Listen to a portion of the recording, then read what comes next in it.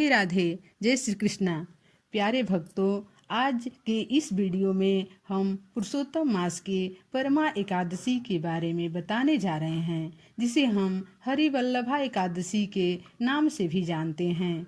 इस दिन भक्ति पूर्वक नरोत्तम भगवान विष्णु की पूजा करने से दुर्लभ सिद्धियों की प्राप्ति होती है।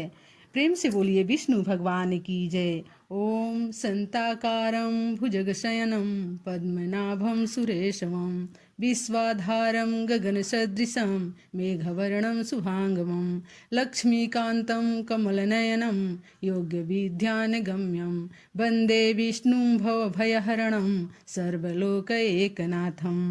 धर्मराज युधिष्ठिर बोले कि हे वासुदेव, अब आप कृपा करके मलमास के कृष्ण पक्ष की एकादशी का नाम, उसके व्रत की विधि तथा महात्म को विस्तार पूर्वक बतलाइए। श्री कृष्ण बोले कि हे राजन, इस एकादशी का नाम परमा है।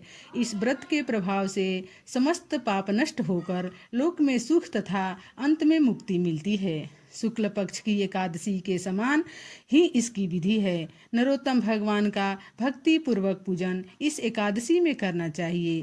इस बारे में एक मनोहर कथा जो काम्पल्य नाम नगर में हुई, मैं तुमसे कहता हूँ।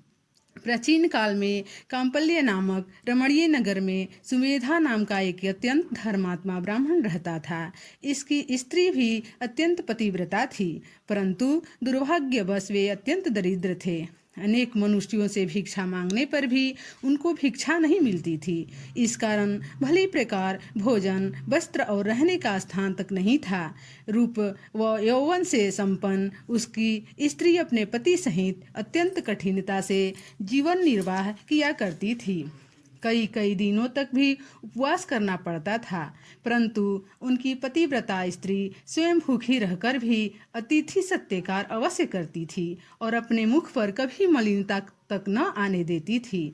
साथ ही अपने पति से कभी किसी वस्तु की याचना तक न करती। भूख और गरीबी के कारण उसका शरीर दिन प्रतिदिन दुर्बल होता जा रहा था। अपनी स्त्री के दुर्बल शरीर एवं घर में अन्न का अभाव देकर सुमेधा ब्राह्मण एक दिन अपनी स्त्री से कहने लगा कि हे प्रिय, यदि मैं किसी श्रेष्ठ मनुष्य से धन मांगता हूँ तो मुझको कोई कुछ नहीं देता। मैं क्या करूँ, कहाँ जाऊँ? बिना धन के घर के कार्य सिद्ध नहीं होते। अतः मुझको विदेश जाने की आज्ञा दो, जिससे मैं कुछ धन प्राप्त कर सकूँ। मुझे कुछ प्रयत्न तो करना ही चाहिए, क्योंकि बिना उद्यम के कार्य की सिद्धि नहीं होती। हताश पति के दुख भरे वचन सुनकर ब्राह्मणी विनीत भाव से बोली कि हे स्वामी, यद्यपि मैं कोई विद्वान पंडित नहीं, फिर भी आपकी आज्ञा से कुछ कहना चाहती हूँ। पूर्व जन्म में जो मनुष्य विद्या, धन और भूमि दान करते हैं, उन्हें इस जन्म में विद्या, धन और भूमि मिलती है।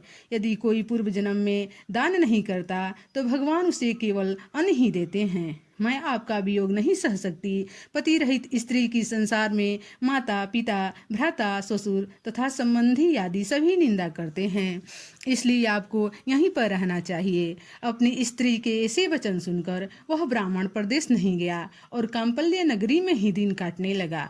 कुछ समय के पश्चात कौंडिन्य मुनि काम्पल्य नगरी में पधारे। उनको आते देखकर सुमेधा और उसकी पत्नी ने ऋषि कौंडिल्य को प्रणाम किया और कहा कि हम आज धन्य हैं, आज हमारा जीवन आपके दर्शन मात्र से ही सफल हुआ। तथा उनके अपने घर लाकर आसन तथा भोजन दिया। भोजन के पश्चात उस पतिव्रता स्त्री ने मुनि से पूछा कि हे मुनि, आप मुझे दरिद्रता नाश करने का उपाय बतलाएं। मैंने अपने पति को परदेश में धन कमाने जाने से रोका है। मेरे भाग्य में आप आ गए हैं। मुझे पूर्ण विश्वास है कि अब हमारी दरिद्रता दूर हो जाएगी। आप हमें दरिद्रता मिटाने वाले किसी व्रत के बारे में बतलाइए। कौंडिल्य ऋषि को ब्राह्मण दंपति पर दया आ गई और वह बोले कि हे देवी, मलमास के कृष्ण पक्ष की परमा एकादशी के व्रत से समस्त पाप, दुख और दरिद्रता आदि नष्ट हो जाते हैं। जो मनुष्य इसका व्रत करता है वह धनवान हो जाता है। इस व्रत में नृत्य, गायन, भजन, कीर्तन सहित रात्रि जागरण करना चाहिए। कुबेर को महादेव जी ने इस व्रत के कारण धनाधिपति बना दिया था। इस व्रत के प्रभाव से सत्यवादी राजा हरिश्चंद्र को पुत्र, स्त्री, राज्य प्राप्त हुआ था। तत्पश्चात मुनि ने उसको एकादशी के व्रत की समस्त विधि बतलाई। मुनि ने व्रत का विधान बतलाने के बाद कहा कि हे ब्राह्मणी, पंचरात्रि व्रत इससे भी अधिक उत्तम है। परमा एकादशी के दिन प्रातःकाल नित्य क्रम से निर्मित होकर विधि पूर्वक पंचरात्रि व्रत प्रारंभ किया जाता है। जो मनुष्य 5 दिन तक निर्जल व्रत करते हैं वे अपनी माता पिता और स्त्री सहित स्वर्गलोक को जाते हैं। जो 5 दिन तक संध्या को केवल एक समय भोजन करते हैं वे स्वर्ग को जाते हैं। जो मनुष्य स्नान करके 5 दिन ब्राह्मण को भोजन कराते हैं उन्हें समस्त संसार को भोजन कराने का फल मिलता है। इस व्रत में जो घोड़े को दान करता है उन्हें तीनों लोक दान करने का फल मिलता है। जो मनुष्य उत्तम ब्राह्मण को तिल सहित दान करते हैं वे तिल की संख्या के बराबर विष्णु लोक में रहते हैं। जो घी का पात्र दान करते हैं वे सूर्य लोक को जाते हैं। जो 5 दिन तक ब्रह्मचर्य पूर्वक रहते हैं वे देव अंगनाओं के साथ स्वर्ग में भोग करते हैं। हे पवित्रे, तुम अपने पति के साथ इस व्रत को करो, इससे तुम्हें पर्याप्त धन और सिद्धि प्राप्त होगी और अंत में पति सहित स्वर्ग को जाओगी। कौंडिल्य मुनि के कहे अनुसार ब्राह्मण दंपति ने 5 दिन परमा एकादशी का व्रत किया। व्रत समाप्त होने पर उसने देखा कि एक राजकुमार अपने सेवकों सहित उसके सामने खड़े हैं। राजकुमार ने ब्रह्मा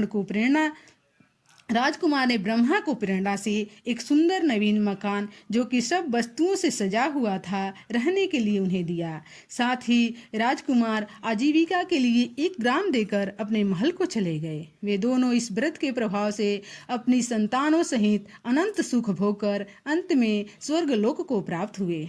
जो मनुष्य परमा एकादशी का व्रत करता है उसे समस्त तीर्थों में दान आदि का फल मिलता है। जिस प्रकार संसार में 2 पैरों वालों में ब्राह्मण, 4 पैरों वालों में गौ, देवताओं में इंद्रराज श्रेष्ठ हैं, उसी प्रकार महीनों में अधिक मास उत्तम मास सबसे श्रेष्ठ है। इस महीने में पद्मिनी और परमा दोनों ही एकादशियां श्रेष्ठ हैं। उनके व्रत से समस्त पाप क्षीण हो जाते हैं। दुर्बल मनुष्य को भी कम से कम एक व्रत अवश्य करना चाहिए। जो मनुष्य अधिक मास, स्नान तथा एकादशी को व्रत नहीं करते उन्हें आत्मघात का पाप लगता है। यह मनुष्य योनि बड़े पुण्यों से मिलती है। इसलिए मनुष्य को सभी एकादशियों के व्रत अवश्य करने चाहिए। इस संवाद का उपसंहार करते हुए भगवान श्री कृष्ण ने कहा कि हे धर्मराज युधिष्ठिर, जो आपने मुझसे पूछा था सो मैंने आपको बतला दिया। अब आप इस व्रत भक्ति पूर्वक कीजिए। जो मनुष्य अधिक मास की एकादशी तथा शिवरात्रि का व्रत करते हैं वे स्वर्ग में इंद्र के समान भोगों को भोगते हुए तीनों लोकों में बंदित होकर विष्णु लोक को प्राप्त होते हैं। प्रेम से बोलिए विष्णु भगवान की जय, लक्ष्मी माता की जय। प्यारे दोस्तों, अगर आप हमारे चैनल पर नया हैं तो कृपया हमारे चैनल को सब्सक्राइब जरूर करें।